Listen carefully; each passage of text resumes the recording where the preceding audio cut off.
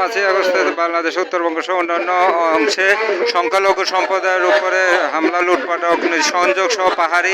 আদিবাসীদের উপরে হামলা এবং রংপুরে মুসলিম উদ্দিন বিভিন্ন এলাকায় যে বিক্ষোভ, সংখ্যালঘু অধিকার আন্দোলন আমরা দেখতে পাচ্ছি, বিক্ষোভ সমাবেশ ও মশাল মিছিল।